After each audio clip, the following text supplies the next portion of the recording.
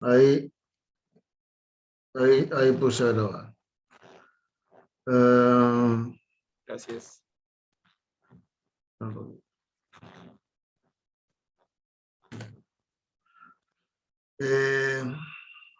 Bueno, les decía, la primera parte, que acá dice primera parte justamente, es sobre la formulación variacional. La idea es que, bueno, que tenemos este problema unidimensional, un problema además de transmisión de calor para que no haya el problema que hay con los problemas de elasticidad, en lo cual en elasticidad la función de estado, digamos, la función incógnita es vectorial, entonces es más complicado.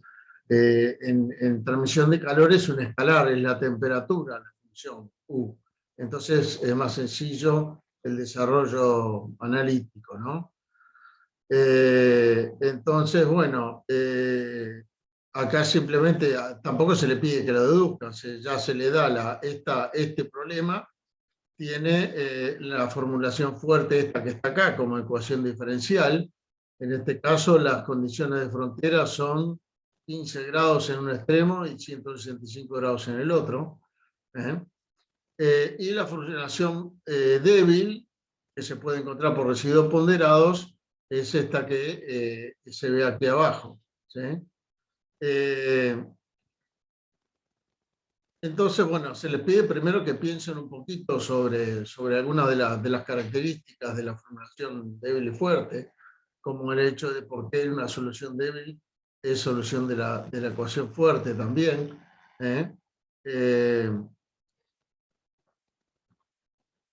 ¿Por qué se simplifica el problema cuando uno lo divide en muchos pedazos, ¿no? Y se restringe, por supuesto, la función U a combinación lineal de funciones nodales, ¿no? De una cantidad de funciones según la cantidad de nodos que se haga, porque eso es más sencillo que hacer la solución analítica, ¿no?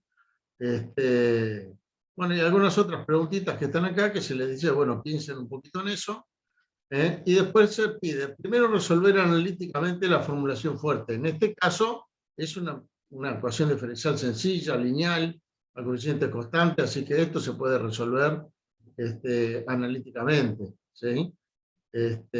Incluso es a variables separables, ¿sí? Así que pueden hacer la solución analítica. Y se preguntan, bueno, si sería igualmente fácil hacerlo si los coeficientes de la ecuación, esta también es una ecuación diferencial lineal, pero no a coeficientes constantes. Acá podrían haber coeficientes K y Q, variables cualesquiera, ¿no? Simplemente pensar por qué es fácil esta y qué pasaría en este caso, ¿no? Y después se dice, bueno, queremos hacer esto, modelarlo con 5 elementos lineales de igual tamaño, o sea, partir el intervalo 0, 10, porque creo que era 10, y 10 es la longitud, en 5 intervalos de 2 de tamaño, ¿no? Donde estamos acá. Y entonces, bueno, la primera pregunta, bueno, simplemente cómo son las funciones nodales para ese tipo de elementos, los elementos lineales. ¿Cómo sería la función UDH? Que es la combinación lineal de las funciones nodales, ¿sí? En el método de elementos finitos. Y si sería posible sustituirlo en la formulación la formulación débil como está planteada acá, en esta formulación débil, así como está, si es posible sustituir la U por la UDH para funciones lineales. Fíjense, ahí van a tener a ver algún problemita. ¿Dónde estaba yo? Por acá.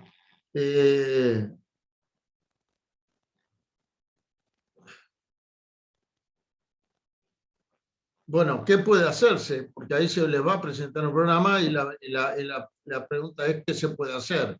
Que no es más ni menos que lo que se hace en general en la resolución de los problemas de Poisson por elementos finitos, ¿sí? Y entonces, bueno, se le pide que sustituyan la UDH general esta que tenemos con estas funciones de forma, y que se obtenga así un sistema de ecuaciones cuya solución le va a dar los valores nodales.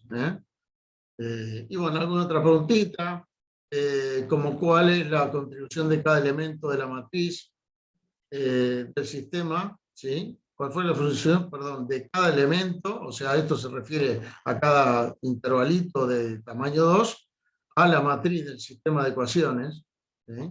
Porque van a tener que, para calcular esta matriz, van a tener que hacer una cantidad de integrales en cada elemento, ¿sí? Integrar el resultado que le va a aparecer, perdón, acá, al sustituir acá esta integral de 0 a 10 y sustituir la función u por la combinación lineal de los elementos de las funciones nodales, le van a quedar 5 integrales, porque esto nos va a convenir partirlo por elemento, 5 integrales y bueno, y ahí cada integral corresponde a un elemento y algunas contribuyen a unos coeficientes y otras no van a contribuir, ¿no? Por eso se le pregunta acá cómo es la contribución de cada elemento a la matriz del sistema.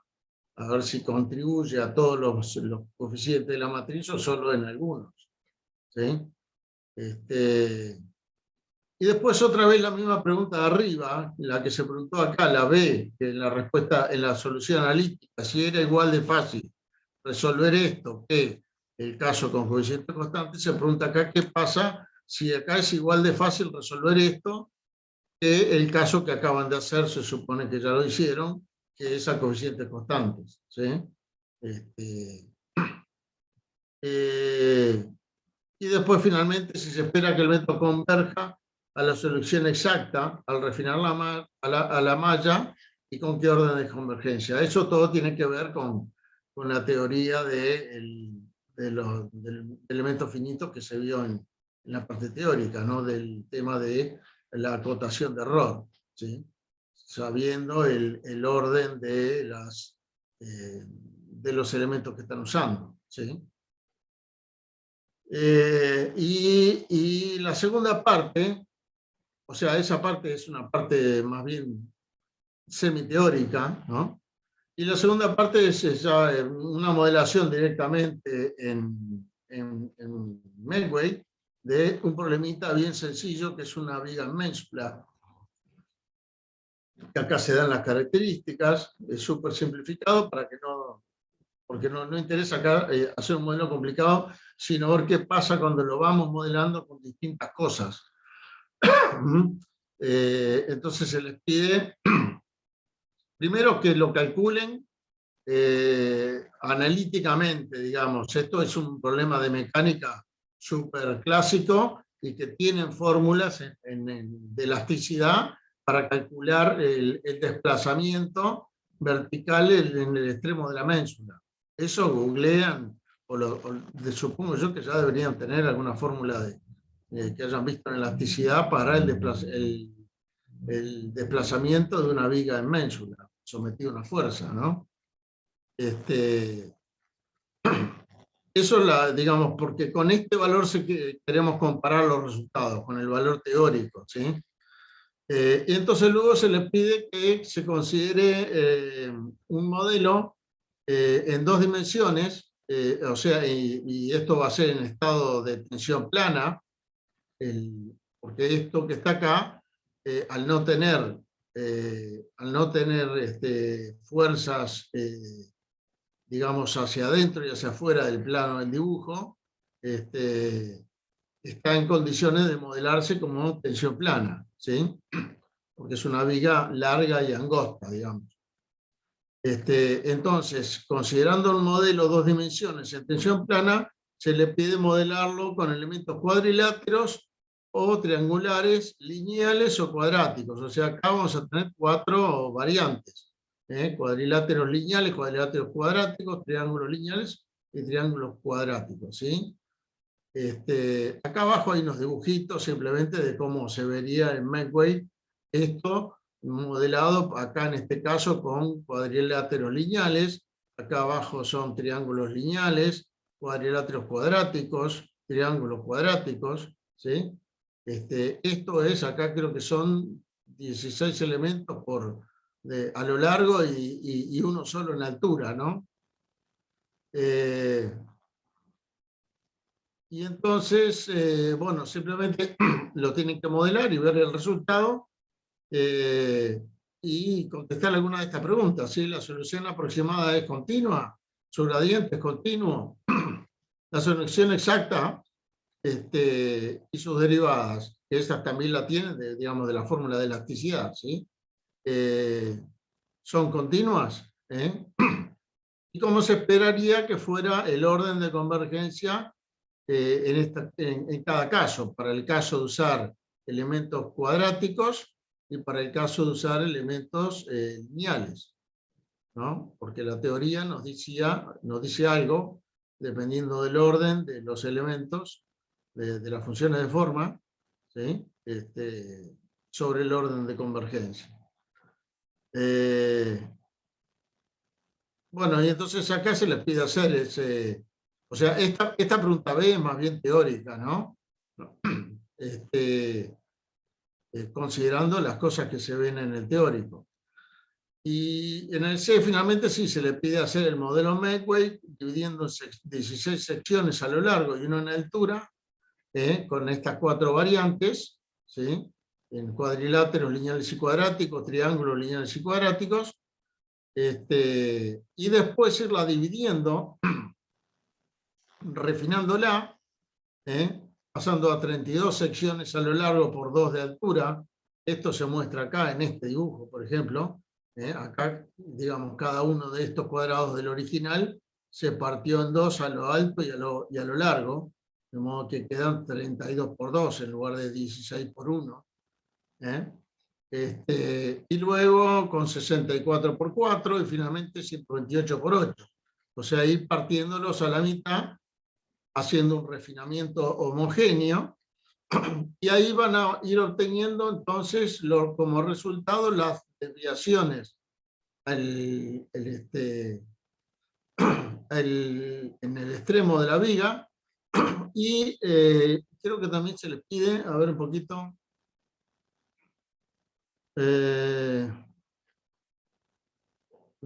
comprar presión, velocidad de convergencia, en desplazamiento y la tensión, porque la tensión creo que se le pide desplazamiento, acá está, el desplazamiento en la dirección del eje Y en el extremo, y la tensión XX en el nodo superior del encastre, o sea, en este nodo de acá, ¿sí? En este nodo de acá arriba, ahí van, en cada modelo se fijan cuánto da la tensión XX acá, y el desplazamiento Y en este extremo.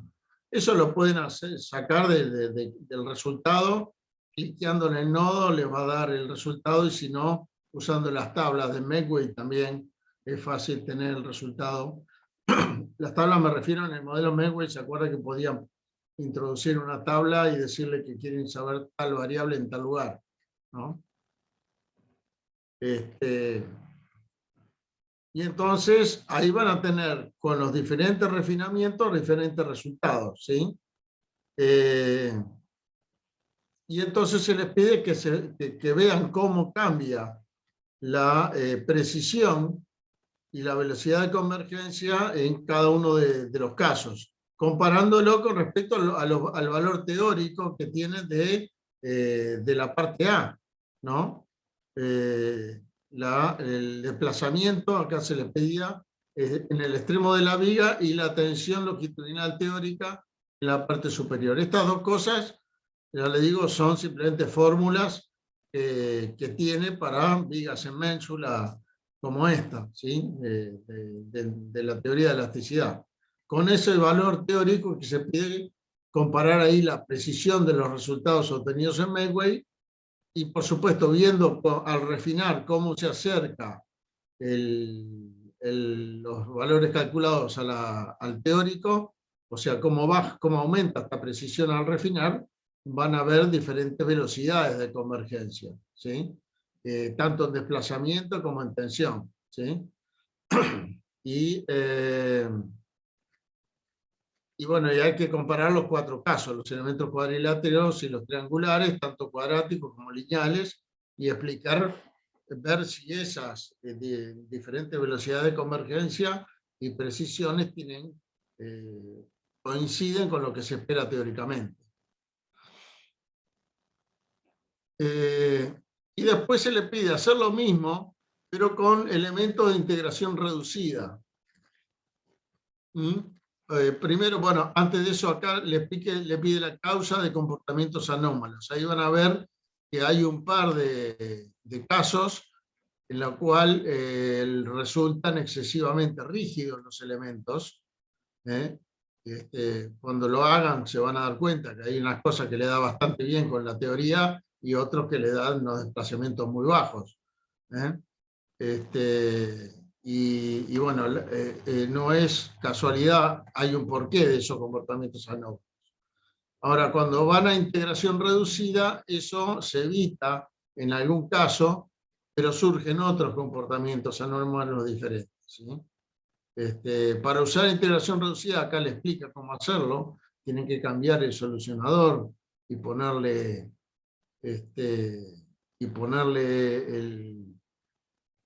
el tipo de elemento que quieren en lugar de los elementos normales, para decirle que sean de integración reducida. ¿Sí? ¿Sí? Disculpa que te interrumpa, una consulta. ¿Cuánto tiempo tenemos para hacer todo esto? Mira, esto tendría que estar terminado a fin de mes. La fecha que teníamos para terminarlo el 28 de agosto. Podemos ir un poco más, pero no quiero que se me atrase más de una semana, como pasó con el anterior, porque ahí después se nos viene la noche con los últimos trabajos. ¿Llegamos? Sí, tienen que llegar. No es tan complicado, son un montón de cosas chiquitas porque está detallado nada más, pero no es que sea complicado. Y menos la segunda parte, que modelar esto es re sencillo, Makeway, y refinarlo también es apretar un botón. ¿Ah? Y acá agarran un Excel y hacen las distintas gráficas y van viendo cómo les da, y el tema es meter un poco de seso para deducir por qué les da lo que les da. Bueno, no más que ejemplos prácticos de lo que está en la teoría, ¿sí? en lo que se vio en el tema, ¿no? Bueno, le decía, acá se repite con elementos de integración reducida. Además, cualquier cosa cuando lo tengan que hacer lo vemos en el Makeway. No es difícil hacer esto para que sea integración reducida. Y otra vez graficar los desplazamientos del extremo y la tensión, y lo mismo que antes, pero los resultados van a diferir un poco en algunos casos, al ser de integración reducida en lugar de integración completa, que son los modelos normales del Makeway, ¿sí? Es más, justamente como el solucionador de Makeway no tiene integración reducida, es que tenemos que usar el solucionador CCX. Y creo que acá, a ver, hay una llamadita. Acá les explica cómo hacer eso, ¿sí?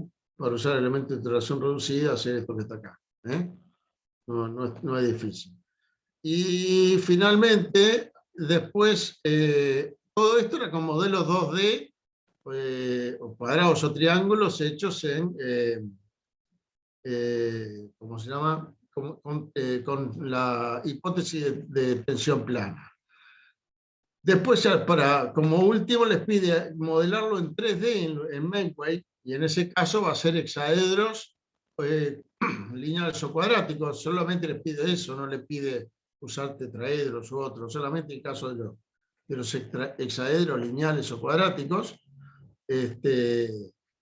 Dividiendo también, además le pide solo el caso de la viga de 32 por 2 y por 2, corresponde a este dibujito que está acá, ¿sí? 32 divisiones a lo largo, 2 en altura y 2 en profundidad, y calcularlo también con integración completa y con integración reducida, y comparar los resultados que le da esto con los anteriores.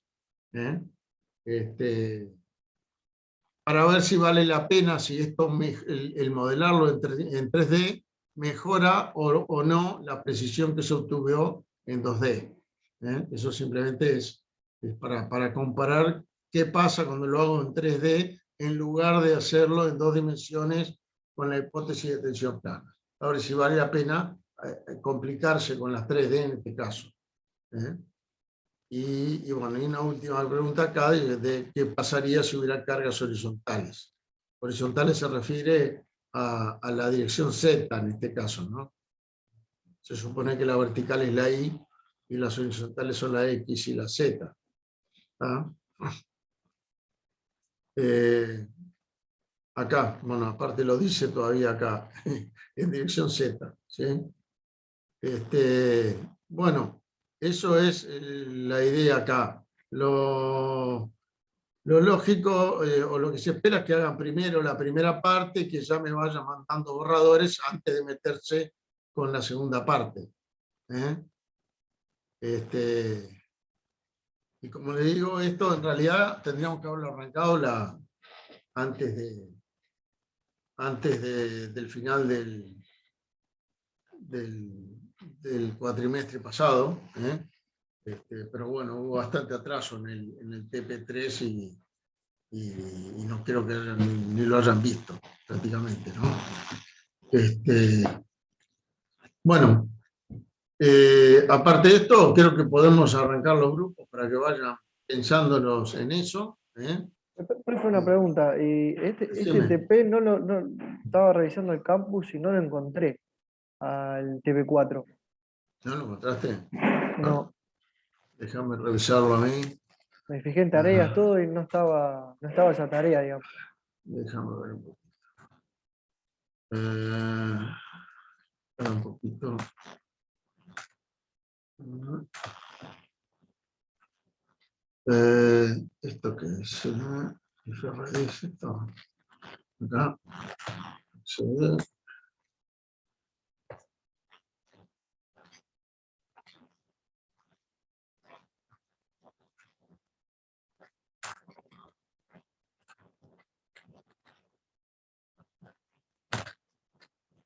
Está bastante lento el campus, ¿eh?